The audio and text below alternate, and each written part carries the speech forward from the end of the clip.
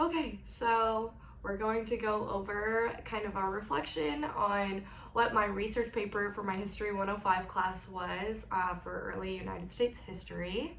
So during the duration of the course, obviously we learned a wide variety of things about early United States history, and mostly a lot of it was a good review from high school history. It's been a few years since I've taken that class, so it was interesting to get that refresher, but I took a particular interest in a small section in chapter 4. Honestly, it was really only like a few paragraphs long, and in this section it was primarily about witchcraft within the United States, and this became my main focal point for my research paper. I can't particularly tell you why I took such an interest in this subject, but I immediately started thinking about the causes behind what started the witch trials, and more specifically, as a pre-nursing student with a lot of knowledge about the physiological workings of the body and the psychological workings of the brain, I started to wonder, medically speaking, hypothetically saying that witchcraft isn't real, why those that were accused of performing witchcraft or even decided that they had been bewitched were experiencing the fits that they were and the fevers and the strange behaviors that they had. With these questions in mind, I began researching online and researching online about information regarding the trials, and finding journals that had been released primarily focusing on this perspective, as in the medical perspective of the trials.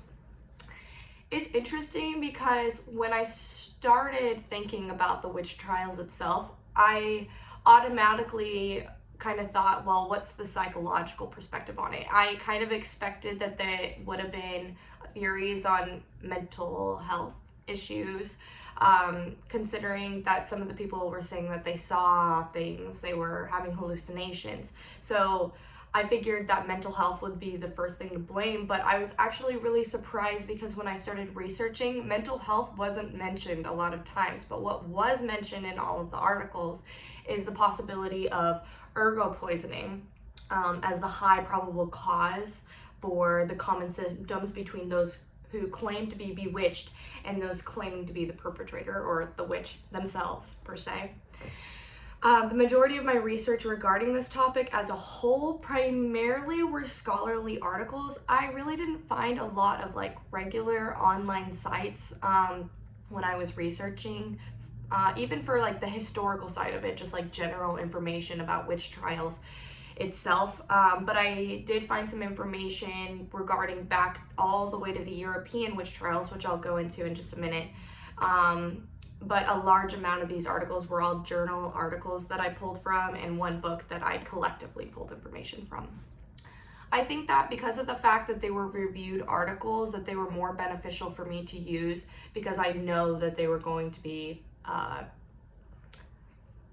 correct information. I knew that it's not going to be something that wasn't necessarily true at the time.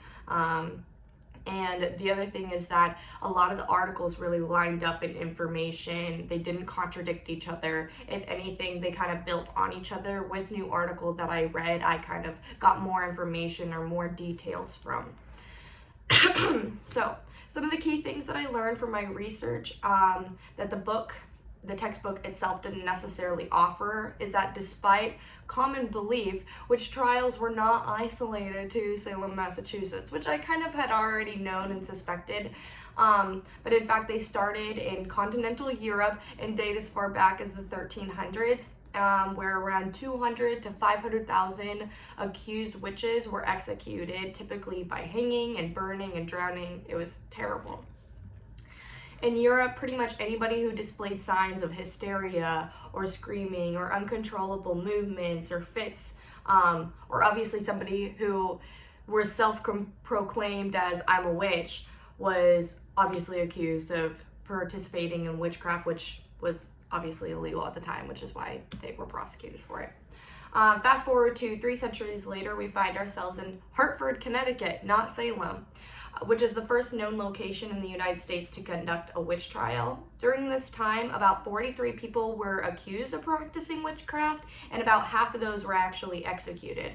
There were other smaller surrounding cities in the New England area that were conducting smaller scales witch trials, but the more prominent place at the time, and was also known as the most aggressive place to conduct witch trials, was Hartford, Connecticut. But after 1692, New England didn't see another witch trial for about 25 years, and in this 25 years, we find ourselves in Salem, Massachusetts, which ended the period of witch hunting resignation, so they didn't have any witch trials during that 25 years. This witch trial was pretty similar to the Hartford, Connecticut. They executed about the same amount of people, which was roughly 25 people.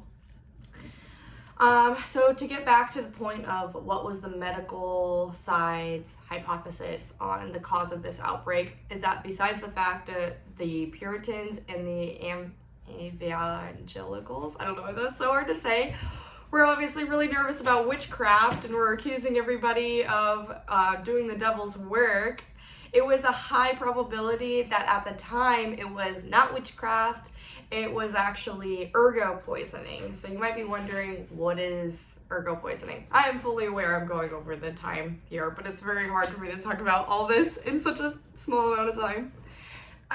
So the reason that this was believed that this was the cause for, obviously, the weird behavior at the time, is that ergo grows on the grains of the rye and barley. And in the areas that conducted most of the witch trials, they were widely known for growing grain and producing it into bread, which was consumed mostly in high amounts by the lower class.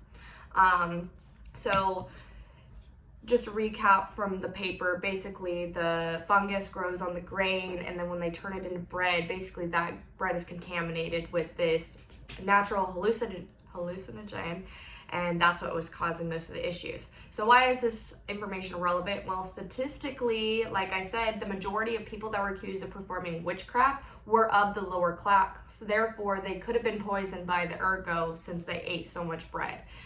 It was cheap, so they ate a lot of it.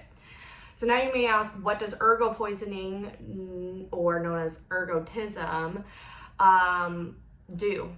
It causes hallucination. Like I said, it's a natural hallucinogen. So upon consuming large amounts of it, you start acting strangely. You start having uncontrollable movements and fits and fevers and hallucination.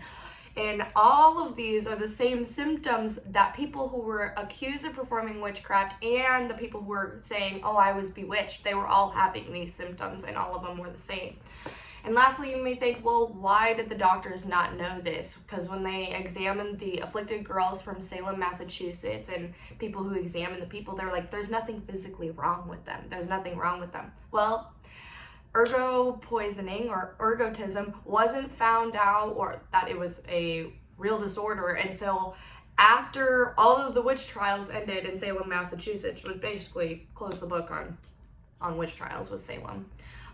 So obviously they wouldn't have known about this disease or disorder or poisoning for them to say, oh, this is obviously what it is.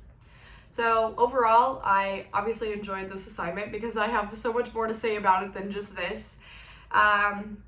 But going into the medical field, this was pretty enjoyable for me to take a look at something that I didn't really know about, medically speaking, and I would recommend doing the assignment again. And I'm sorry this video is so long. Bye!